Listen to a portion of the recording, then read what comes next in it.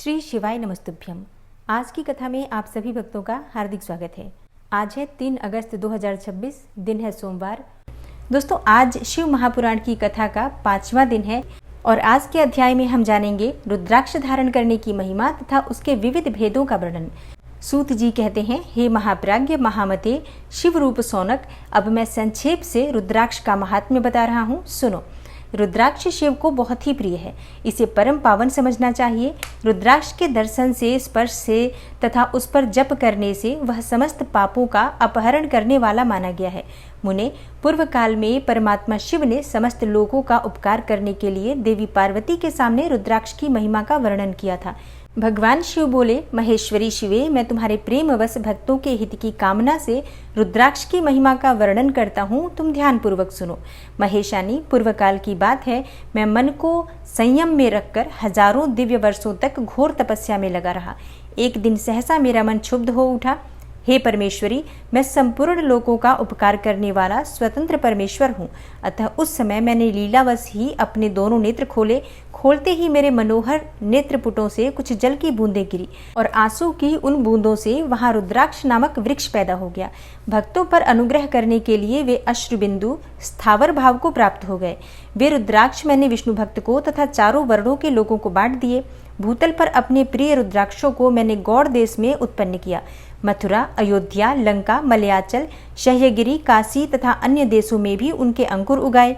वे उत्तम रुद्राक्ष असह्य पाप समूहों का भेदन करने वाले तथा श्रुतियों के भी प्रेरक हैं। मेरी आज्ञा से वे ब्राह्मण, क्षत्रिय, वैश्य और शूद्र जाति के भेद से इस भूतल पर प्रकट हुए। रुद्राक्षों की ही जाति के शुभाक्ष भी हैं। उन ब्राह्मण आदि जाति वाले रुद्राक्षों के वर्ण श्वेत, रक्त, पीत तथा कृष्ण जानने चाहिए। मनुष्यों को चाहिए कि वे क्रमशः वर्ण के अनुसार अपनी जाति का ही रुद्राक्ष धारण करें। भोग और मोक्ष की इच्छा रखने वाले चारों वर्णों के लोगों और विशेषतः शिव भक्तों को शिव पार्वती की प्रसन्नता के लिए रुद्राक्ष के फलों को अवश्य धारण करना चाहिए। आंवले के फल के बराबर जो रुद्राक्ष हो वह श्रेष्ठ बताया गया है।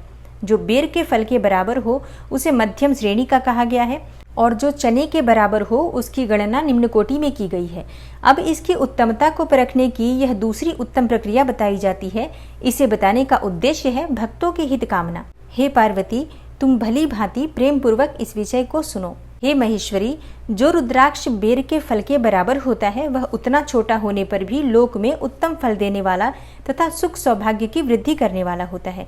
और जो रुद्राक्ष आंवले के फल के बराबर होता है वह समस्त अरिष्टों का विनाश करने वाला होता है तथा जो गुंजा फल के समान बहुत छोटा होता है वह संपूर्ण मनोरथों और फलों की सिद्धि करने वाला होता है। रुद्राक्ष जैसे जैसे छोटा होता है वैसे वैसे ही अधिक फल देने वाला होता है। एक एक बड़े रुद्राक्ष से एक एक छोटे रुद्राक्ष को विद्वानों ने 10 गुना अधिक फल देने वाला बताया है। पापों का नाश करने के लिए रुद्राक्ष धारण करना आवश्यक बताया गया है। रुद्राक्ष की महिमा बताते हुए भगवान शिव कहते हैं कि वह निश्चय ही संपूर्ण अभिष्ट मनोरथों का साधक होता है, अतः अवश्य ही रुद्राक्ष धारण करना चाहिए। हे परमेश्वरी, लोक में मंगलमय रुद्राक्ष जैसा फल देने वाला देखा जाता है वैसी फलदायिनी दूसरी कोई माला नहीं दिखाई देती। हे देवी, समान आकार प्रकार वाले चिकने, मजबूत, स्थूल, कंटक युक्त, उभरे हुए छोटे छोटे दानों वाले और सुंदर रुद्राक्ष अभिलषित पदार्थों के दाता तथा सदैव भोग और मोक्ष देने वाले होते हैं। और जिस रुद्राक्ष को कीड़ों ने दूषित कर दिया हो, जो टूटा फूटा हो, जिसमें उभरे हुए दाने न हो, जो व्रण युक्त हो तथा जो पूरा पूरा गोल न हो, इन 5 प्रकार के रुद्राक्षों को त्याग देना चाहिए। जिस रुद्राक्ष में अपने आप ही डोरा पिरोने के योग्य छिद्र हो गया हो वही उत्तम माना गया है। और जिस रुद्राक्ष में मनुष्य के प्रयत्न से छेद किया गया हो वह मध्यम श्रेणी का होता है। रुद्राक्ष धारण करना बड़े बड़े पातकों का नाश करने वाला माना गया है। इस जगत में 1100 रुद्राक्ष धारण करके मनुष्य जिस फल को प्राप्त करता है उसका वर्णन सैकड़ों वर्षों में भी नहीं किया जा सकता। भगवान शिव आगे कहते हैं, भक्तिमान पुरुष 550 रुद्राक्ष के दानों का सुंदर मुकुट बना ले और उसे सिर पर धारण करे। 360 दानों को लंबे सूत्र में पिरोकर एक हार बना ले और वैसे वैसे 3 हार बनाकर भक्ति परायण पुरुष उनका यज्ञोपवीत तैयार करे और उसे यथास्थान धारण किए रहे।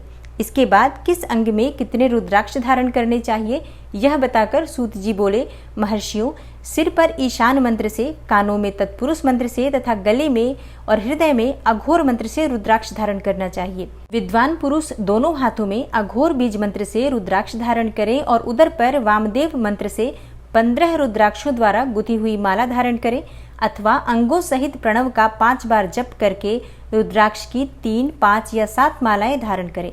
उसके मूल मंत्र नमः शिवाय से ही समस्त रुद्राक्षों को धारण करें। रुद्राक्षधारी पुरुष अपने खान पान में मदिरा, मांस, लहसुन, प्याज, सहीजन और लिसोड़ा आदि को त्याग दें। हे गिरिराज नंदिनी उमे, श्वेत रुद्राक्ष केवल ब्राह्मणों को ही धारण करना चाहिए और गहरे लाल रंग का रुद्राक्ष क्षत्रियों के लिए हितकर बताया गया है।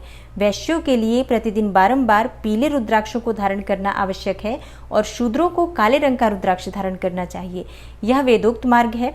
ब्रह्मचारी, वानप्रस्थ, गृहस्थ और सन्यासी सबको नियम पूर्वक रुद्राक्ष धारण करना उचित है। इसे धारण करने का सौभाग्य बड़े पुण्य से प्राप्त होता है। हे उमे, पहले आंवले के बराबर और फिर उससे भी छोटे रुद्राक्ष धारण करें। जो रोगी हो, जिनमें दाने न हो, जिन्हें कीड़ों ने खा लिया हो और जिनमें पिरोने योग्य छेद न हो, ऐसे रुद्राक्ष मंगल की कामना करने वाले पुरुषों को नहीं धारण करने चाहिए। रुद्राक्ष मेरा मंगलमय लिंग विग्रह है। यह अंततोगत्वा चने के बराबर लघुतर होता है और सूक्ष्म यानी कि छोटे रुद्राक्ष को ही सदा प्रशस्त माना गया है। सभी आश्रमों, समस्त वर्णों, स्त्रियों और शूद्रों को भी भगवान शिव की आज्ञा के अनुसार सदैव रुद्राक्ष धारण करना चाहिए। यतियों के लिए प्रणव के उच्चारण पूर्वक रुद्राक्ष धारण का विधान है। जिसके ललाट में त्रिपुंड लगा हो और सभी अंग रुद्राक्ष से विभूषित हो तथा जो मृत्युंजय मंत्र का जप कर रहा हो, उसका दर्शन करने से साक्षात रुद्र के दर्शन का फल प्राप्त होता है। हे पार्वती, रुद्राक्ष अनेकों प्रकार के बताए गए हैं। मैं उनके भेदों का वर्णन करता हूँ। वे भेद भोग और मोक्ष रूप फल देने वाले होते हैं। हे पार्वती, तुम उत्तम भक्ति भाव से उनका परिचय सुनो। एक मुख वाला रुद्राक्ष साक्षात शिव का स्वरूप है। वह भोग और मोक्ष रूपी फल प्रदान करता है। जहाँ रुद्राक्ष की पूजा होती है वहाँ से लक्ष्मी दूर नहीं जाती हैं। उस स्थान के सारे उपद्रव नष्ट हो जाते हैं तथा वहाँ रहने वाले लोगों की संपूर्ण कामनाएं पूर्ण होती हैं। 2 मुख वाला रुद्राक्ष देव देवेश्वर कहा गया है। वह संपूर्ण कामनाओं और फलों को देने वाला है। 3 मुख वाला रुद्राक्ष सदा साक्षात साधन का फल देने वाला है। उसके प्रभाव से सारी विद्याएं प्रतिष्ठित होती हैं। 4 मुख वाला रुद्राक्ष साक्षात ब्रह्मा का रूप है। वह दर्शन और स्पर्श से शीघ्र ही धर्म, अर्थ, काम और मोक्ष इन चारों पुरुषार्थों को देने वाला है। 5 मुख वाला रुद्राक्ष साक्षात कालाग्नि रुद्र रूप है। वह सब कुछ करने में समर्थ है, सबको मुक्ति देने वाला तथा संपूर्ण मनोवांछित फल प्रदान करने वाला है। 5 मुख रुद्राक्ष समस्त पापों को दूर कर देता है। 6 मुखों वाला रुद्राक्ष कार्तिकेय का स्वरूप है। यदि दाहिनी बाह में उसे धारण किया जाए तो धारण करने वाला मनुष्य ब्रह्म हत्या आदि पापों से मुक्त हो जाता है, इसमें संशय नहीं है।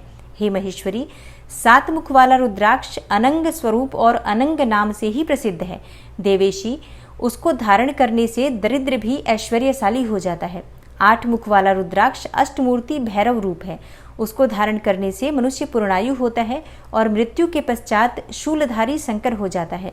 9 मुख वाले रुद्राक्ष को भैरव तथा कपिल मुनि का प्रतीक माना गया है अथवा 9 रूप धारण करने वाली महेश्वरी दुर्गा उसकी अधिष्ठात्री देवी मानी गई है। जो मनुष्य भक्ति पारायण हो अपने बाएं हाथ में नवमुख रुद्राक्ष को धारण करता है वह निश्चय ही मेरे समान सर्वेश्वर हो जाता है, इसमें संशय नहीं है। हे महेश्वरी, 10 मुख वाला रुद्राक्ष साक्षात भगवान विष्णु का रूप है। हे देवेशी, उसको धारण करने से मनुष्य की संपूर्ण कामनाएं पूर्ण हो जाती है। परमेश्वरी, 11 मुख वाला जो रुद्राक्ष होता है वह रुद्र रूप है। उसको धारण करने से मनुष्य सर्वत्र विजयी होता है। और 12 मुख वाले रुद्राक्ष को केश प्रदेश में धारण करे। उसके धारण करने से मानो मस्तक पर 12 आदित्य विराजमान हो जाते हैं।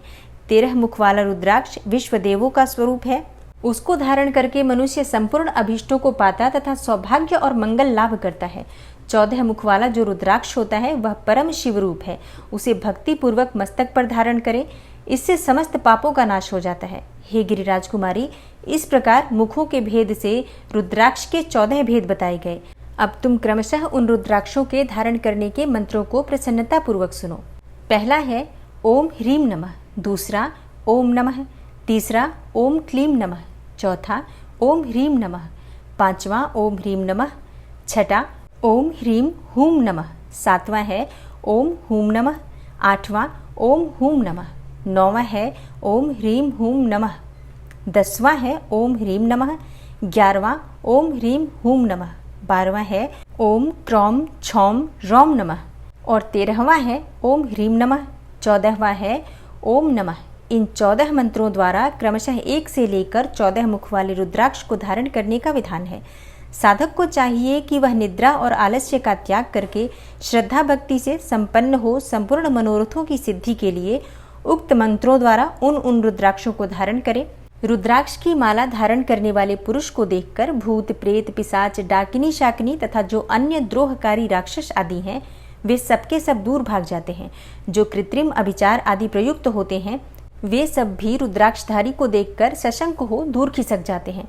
हे पार्वती, रुद्राक्ष मालाधारी पुरुष को देखकर मैं शिव, भगवान विष्णु, देवी दुर्गा, गणेश, सूर्य तथा अन्य देवता भी प्रसन्न हो जाते हैं।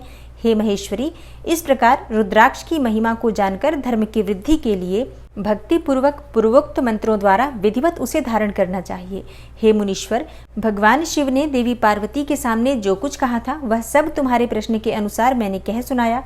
हे मुनीश्वरों, मैंने तुम्हारे समक्ष इस विद्वेश्वर संहिता का वर्णन किया है। यह संहिता संपूर्ण सिद्धियों को देने वाली तथा भगवान शिव की आज्ञा से नित्य मोक्ष प्रदान करने वाली है। दोस्तों, अब तक आपने सुना विद्वेश्वर संहिता का वर्णन और अब आप सुनेंगे रुद्र संहिता। रुद्र संहिता के प्रथम अध्याय में ऋषियों के प्रश्न के उत्तर में नारद ब्रह्म संवाद की अवतारणा करते हुए सूत जी का उन्हें नारद मोह का प्रसंग सुनाना और काम विजय के गर्व से युक्त हुए नारद का शिव, ब्रह्मा तथा विष्णु के पास जाकर अपने तप का प्रभाव बताना। जो विश्व की उत्पत्ति, स्थिति और लय आदि के एकमात्र कारण हैं, गौरी गिरिराज कुमारी उमा के पति हैं, तत्वज्ञ हैं, जिनकी कीर्ति का कहीं अंत नहीं है, जो माया के आश्रय होकर भी उससे अत्यंत दूर हैं तथा जिनका स्वरूप अचिंत्य है, उन विमल बोध स्वरूप भगवान शिव को मैं प्रणाम करता हूँ। मैं स्वभाव से ही उन अनादि शांत स्वरूप एकमात्र पुरुषोत्तम शिव की वंदना करता हूँ, जो अपनी माया से इस संपूर्ण विश्व की सृष्टि करके आकाश की भांति इसके भीतर और बाहर भी स्थित है। जैसे लोहा चुंबक से आकृष्ट होकर उसके पास ही लटका रहता है, उसी प्रकार ये सारा जगत सदा सब ओर और जिसके आसपास ही भ्रमण करते हैं। जिन्होंने अपने से ही इस प्रपंच को रचने की विधि बताई थी, जो सबके भीतर अंतर्यामी रूप से विराजमान है तथा जिनका अपना स्वरूप अत्यंत गूढ़ है, उन भगवान शिव की मैं सादर वंदना करता हूँ। व्यास जी कहते हैं, जगत के पिता भगवान शिव, जगन्माता कल्याणमयी पार्वती तथा उनके पुत्र गणेश को नमस्कार करके हम इस पुराण का वर्णन करते हैं। एक समय की बात है, नैमिषारण्य में निवास करने वाले शौनक आदि सभी मुनियों ने उत्तम भक्तिभाव के साथ सूत जी से पूछा। ऋषि बोले, महाभाग सूत जी, विद्वेश्वर संहिता की जो साध्य साधन खंड नाम वाली शुभ एवं उत्तम कथा है, उसे हम लोगों ने सुन लिया। उसका आदि भाग बहुत ही रमणीय है तथा वह शिव भक्तों पर भगवान शिव का वात्सल्य स्नेह प्रकट करने वाली है। हे विद्वान, अब आप भगवान शिव के परम उत्तम स्वरूप का वर्णन कीजिए, साथ ही शिव और पार्वती के दिव्य चरित्रों का पूर्ण रूप से श्रवण कराइए। हम पूछते हैं कि निर्गुण महेश्वर लोक में सगुण रूप कैसे धारण करते हैं। हम सब लोग विचार करने पर भी शिव के तत्व को नहीं समझ पाते। सृष्टि के पहले भगवान शिव किस प्रकार अपने स्वरूप से स्थित होते हैं, फिर सृष्टि के मध्यकाल में वे भगवान किस तरह क्रीड़ा करते हुए सम्यक व्यवहार बर्ताव करते हैं और सृष्टि कल्प का अंत होने पर वे महेश्वर देव किस रूप में स्थित रहते हैं और लोक कल्याणकारी शंकर कैसे प्रसन्न होते हैं और प्रसन्न हुए महेश्वर अपने भक्तों तथा दूसरों को कौन सा उत्तम फल प्रदान करते हैं, यह सब आप हमसे कहिए। हमने सुना है कि भगवान शिव शीघ्र प्रसन्न हो जाते हैं। वे महान दयालु हैं, इसलिए अपने भक्तों का कष्ट नहीं देख सकते। ब्रह्मा, विष्णु और महेश ये तीन देवता शिव के ही अंग से उत्पन्न हुए हैं। उनके प्राकट्य की कथा तथा उनके विषय चरित्रों का वर्णन कीजिए। हे प्रभु, आप देवी उमा के आविर्भाव और विवाह की भी कथा कहिए और विशेषकर उनके गृहस्थ धर्म का और अन्य लीलाओं का भी वर्णन कीजिए। निष्पाप सूत जी, हमारे प्रश्न के उत्तर में आपको ये सब तथा दूसरी बातें भी अवश्य कहनी चाहिए। तब सूत जी ने कहा, हे मुनीश्वरों, आप लोगों ने बड़ी ही उत्तम बात पूछी है। भगवान सदाशिव की कथा में आप लोगों की जो आंतरिक निष्ठा हुई है, इसके लिए आप धन्यवाद के पात्र हैं। ब्राह्मणों, भगवान शंकर का गुणानुवाद सात्विक, राजस और तामस तीनों ही प्रकृति के मनुष्यों को सदा आनंद प्रदान करने वाला है। पशुओं की हिंसा करने वाले निष्ठुर कसाई के सिवा दूसरा कौन पुरुष उस गुणानुवाद को सुनने से उब सकता है जिनके मन में कोई तृष्णा नहीं है। ऐसे महात्मा पुरुष भगवान शिव के गुणों का गान करते हैं, क्योंकि वह गुणावली संसार रूपी रोग की दवा है, मन तथा कानों को प्रिय लगने वाली और संपूर्ण मनोरथों को देने वाली है। हे ब्राह्मणों, आप लोगों के प्रश्न के अनुसार मैं यथा बुद्धि प्रयत्न पूर्वक शिव लीला का वर्णन करता हूँ। आप आदर पूर्वक सुने। जैसे आप लोग पूछ रहे हैं उसी प्रकार देवर्षि नारद जी ने शिव रूपी भगवान विष्णु से प्रेरित होकर अपने पिता से पूछा था। अपने पुत्र नारद का प्रश्न सुनकर शिव भक्त ब्रह्मा जी का चित्त प्रसन्न हो गया था और वे उन मुनि शिरोमणि को हर्ष प्रदान करते हुए प्रेम पूर्वक भगवान शिव के यश का गान करने लगे। एक समय की बात है, मुनि शिरोमणि विप्रवर नारद जी ने, जो ब्रह्मा जी के पुत्र हैं, विनीत चित्त हो तपस्या में मन लगाया। हिमालय पर्वत में कोई एक गुफा थी जो बड़ी शोभा से संपन्न दिखाई देती थी। उसके निकट देव नदी गंगा निरंतर वेगपूर्वक बहती थी। वहाँ एक महान दिव्य आश्रम था जो नाना प्रकार की शोभा से सुशोभित था। दिव्यदर्शी नारद जी तपस्या करने के लिए उसी आश्रम में गए। उस गुफा को देखकर मुनिवर नारद जी बड़े प्रसन्न हुए और सुदीर्घ काल तक वहां तपस्या करते रहे। उनका अंतःकरण शुद्ध था। वे दृढ़ता पूर्वक आसन बांधकर मौन हो प्राणायाम पूर्वक समाधि में स्थित हो गए। हे ब्राह्मणों, उन्होंने वह समाधि लगाई जिसमें ब्रह्म का साक्षात्कार कराने वाला अहम ब्रह्मास्मि, मैं ब्रह्म हूँ, यह विज्ञान प्रकट होता है। मुनिवर नारद जी जब इस प्रकार तपस्या करने लगे, उस समय यह समाचार पाकर देवराज इंद्र कांप उठे और वे मानसिक संताप से विह्वल हो गए। ये नारद मुनि मेरा राज्य लेना चाहते हैं। मन ही मन ऐसा सोचकर इंद्र ने उनकी तपस्या में विघ्न डालने के लिए प्रयत्न करने की इच्छा की। उस समय देवराज ने अपने मन से कामदेव का स्मरण किया और स्मरण करते ही कामदेव आ गए। महेंद्र ने उन्हें नारद जी के तपस्या में विघ्न डालने का आदेश दिया। यह आज्ञा पाकर कामदेव वसंत को साथ ले बड़े गर्व से उस स्थान पर गए और अपना उपाय करने लगे। उन्होंने वहां शीघ्र ही अपनी सारी कलाएं रच डाली। वसंत ने भी मदमत्त होकर अपना प्रभाव अनेक प्रकार से प्रकट किया। मुनिवरों, कामदेव और वसंत के अथक प्रयत्न करने पर भी नारद मुनि के चित्त में विकार उत्पन्न नहीं हुआ। महादेव जी के अनुग्रह से उन दोनों का गर्व चूर्ण हो गया। शौनक आदि महर्षियों, ऐसा होने में जो कारण था उसे आदर पूर्वक सुनो। महादेव जी की कृपा से ही नारद मुनि पर कामदेव का कोई प्रभाव नहीं पड़ा। पहले उसी आश्रम में कामशत्रु भगवान शिव ने उत्तम तपस्या की थी और वहीं उन्होंने मुनियों की तपस्या का नाश करने वाले कामदेव को शीघ्र ही भस्म कर डाला था। उस समय रति ने कामदेव को पुनः जीवित करने के लिए देवताओं से प्रार्थना की। तब देवताओं ने समस्त लोगों का कल्याण करने वाले भगवान शंकर से याचना की। उनके याचना करने पर वे बोले, देवताओं, कुछ समय व्यतीत होने के बाद कामदेव जीवित तो हो जाएंगे, परंतु यहाँ उनका कोई उपाय नहीं चल सकेगा। अमरगण यहाँ खड़े होकर लोग चारों ओर जितनी दूर तक की भूमि को नेत्र से देख पाते हैं, वहां तक कामदेव के बाणों का प्रभाव नहीं चल सकेगा, इसमें संशय नहीं है। भगवान शंकर की इस उक्ति के अनुसार उस समय वहां नारद जी के प्रति कामदेव का निजी प्रभाव मिथ्या सिद्ध हुआ। वे शीघ्र ही स्वर्गलोक में इंद्र के पास लौट गए। वहां कामदेव ने अपना सारा वृतांत और मुनि का प्रभाव कह सुनाया। तत्पश्चात इंद्र की आज्ञा से वे वसंत के साथ अपने स्थान को लौट गए। उस समय देवराज इंद्र को बड़ा ही विस्मय हुआ। उन्होंने नारद जी की भूरी भूरी प्रशंसा की, परंतु शिव की माया से मोहित होने के कारण वे उस पूर्व वृतांत को स्मरण न कर सके। वास्तव में इस संसार के भीतर सभी प्राणियों के लिए शंभु की माया को जानना अत्यंत कठिन है। जिसने भगवान शिव के चरणों में अपने आप को समर्पित कर दिया है, उस भक्त को छोड़कर शेष सारा जगत उनकी माया से मोहित हो जाता है। नारद जी भी भगवान शंकर की कृपा से वहां चिरकाल तक तपस्या में लगे रहे। जब उन्होंने अपनी तपस्या को पूर्ण हुई समझा, तब वे मुनि उससे विरत हुए और कामदेव पर मेरी विजय हुई ऐसा मानकर उन मुनीश्वर के मन में व्यर्थ ही गर्व हो गया। भगवान शिव की माया से मोहित होने के कारण उन्हें यथार्थ बात का ज्ञान नहीं रहा। वे यह नहीं समझ सके कि कामदेव के पराजित होने में भगवान शंकर का प्रभाव ही कारण है। उस माया से अत्यंत मोहित हो मुनि शिरोमणि नारद अपना काम विजय संबंधी वृतांत बताने के लिए तुरंत ही कैलाश पर्वत पर गए। उस समय वे विजय के मद से उन्मत्त हो रहे थे। वहां रुद्रदेव को नमस्कार करके गर्व से भरे हुए मुनि ने अपने आप को महात्मा मानकर तथा अपने ही प्रभाव से कामदेव पर अपनी विजय हुई समझकर उनसे सारा वृतांत कह सुनाया। यह सब सुनकर भक्तवत्सल भगवान शंकर ने नारद जी से, जो अपनी शिव की ही माया से मोहित होने के कारण काम विजय के यथार्थ कारण को नहीं जानते थे और अपने विवेक को खो बैठे थे, कहा। रुद्र बोले, तात नारद, तुम बड़े विद्वान हो, धन्यवाद के पात्र हो, परंतु मेरी यह बात ध्यान देकर सुनो। अब से फिर कभी ऐसी बात कहीं भी न कहना, विशेषतः भगवान विष्णु के सामने इसकी चर्चा कदापि न करना। तुमने मुझसे अपना जो वृतांत बताया है उसे पूछने पर भी दूसरों के सामने मत कहना। यह सिद्धि संबंधी वृतांत सर्वथा गुप्त रखने योग्य है, इसे कभी किसी पर प्रकट नहीं करना चाहिए।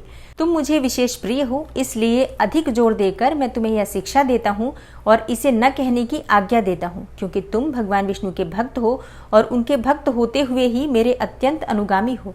इस प्रकार बहुत कुछ कहकर संसार की सृष्टि करने वाले भगवान रुद्र ने नारद जी को शिक्षा दी और अपने वृतांत को गुप्त रखने के लिए उन्हें समझाया बुझाया, परंतु वे तो शिव की माया से मोहित थे, इसलिए उन्होंने उनकी दी हुई शिक्षा को अपने लिए हितकर नहीं माना।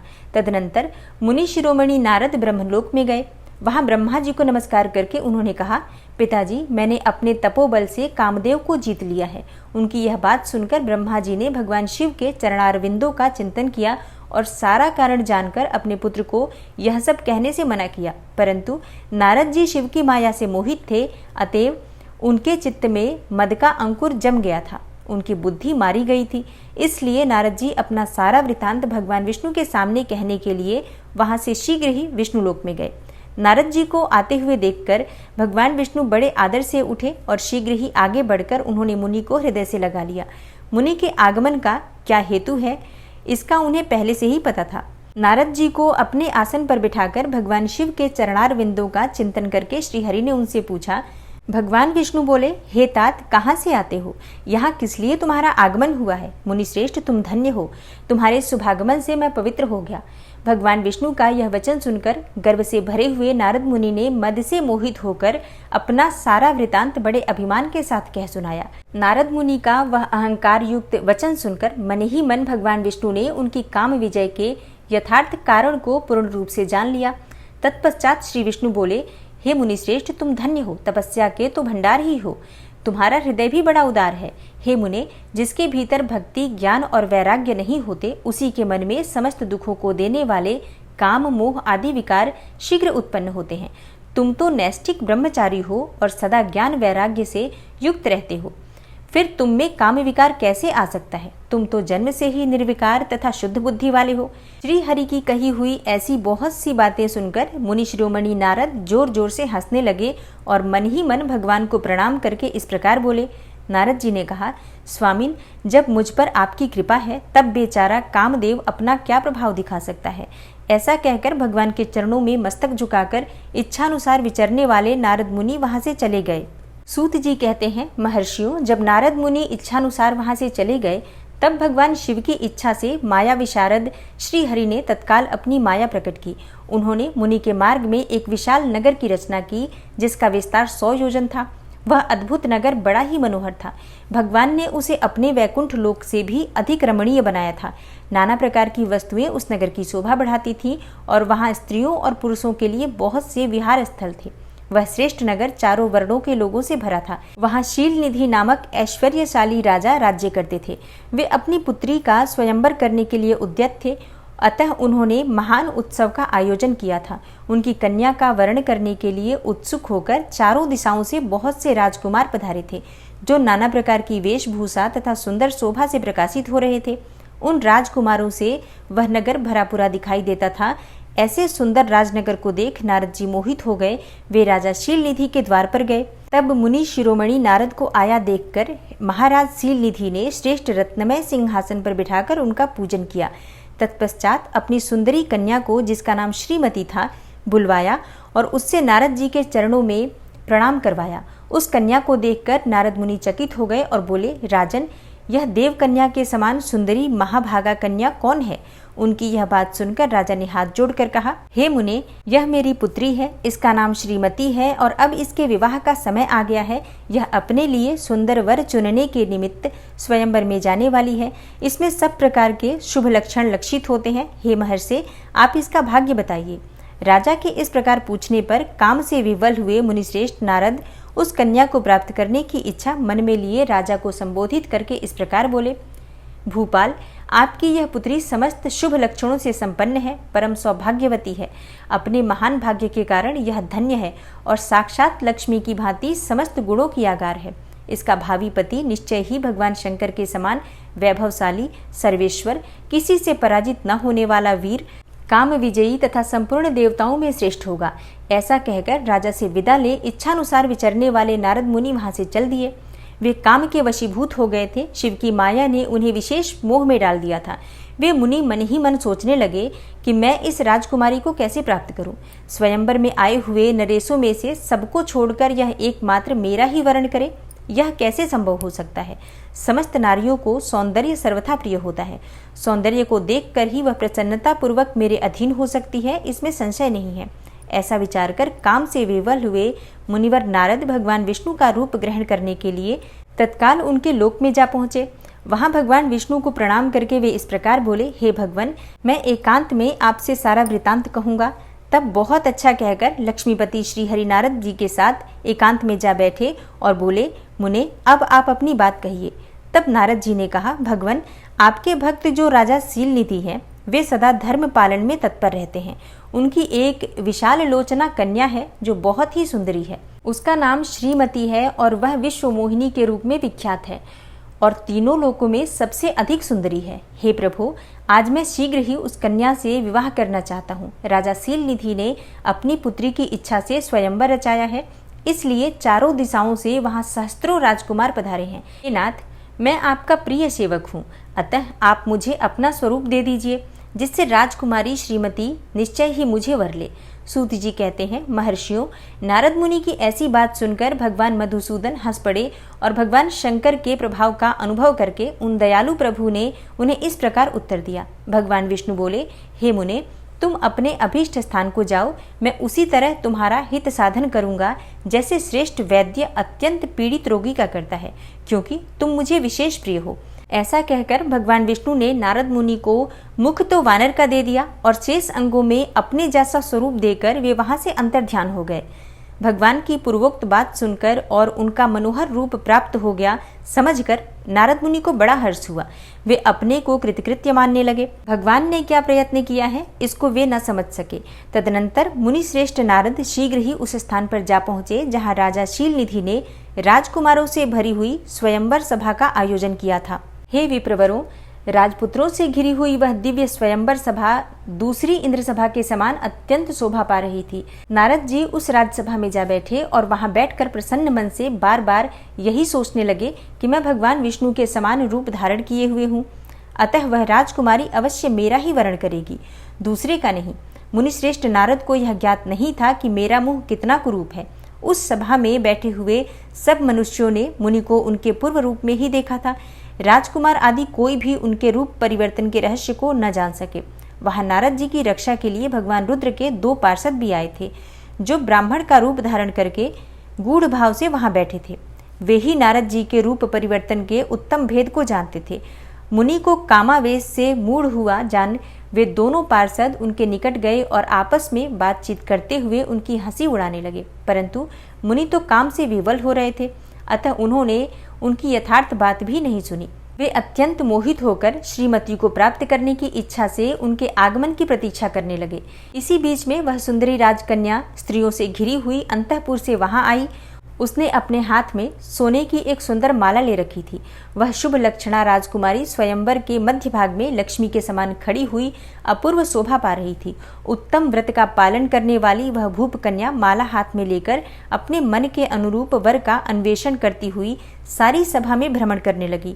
नारद मुनि का भगवान विष्णु के समान शरीर और वानर जैसा मुंह देखकर वह कुपित हो गई और उनकी ओर से दृष्टि हटाकर प्रसन्न मन से दूसरी ओर चली गई।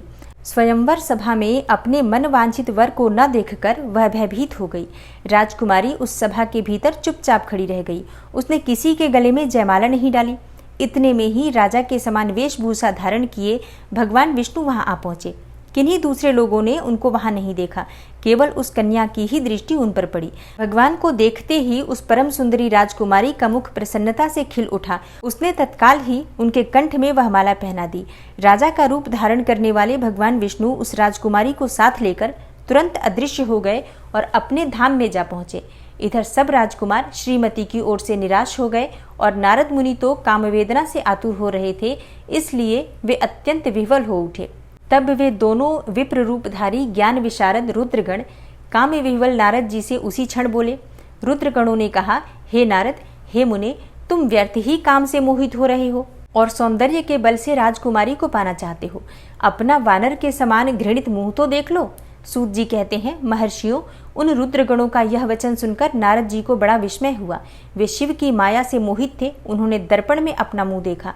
वानर के समान अपना मुंह देखकर वे तुरंत ही क्रोध से जल उठे और माया से मोहित होने के कारण उन दोनों शिवगणों को वहां शाप देते हुए बोले, अरे तुम दोनों ने मुझ ब्राह्मण का उपहास किया है, अतः तुम ब्राह्मण के वीर्य से उत्पन्न राक्षस हो जाओ। ब्राह्मण की संतान होने पर भी तुम्हारे आकार राक्षस के समान ही होंगे।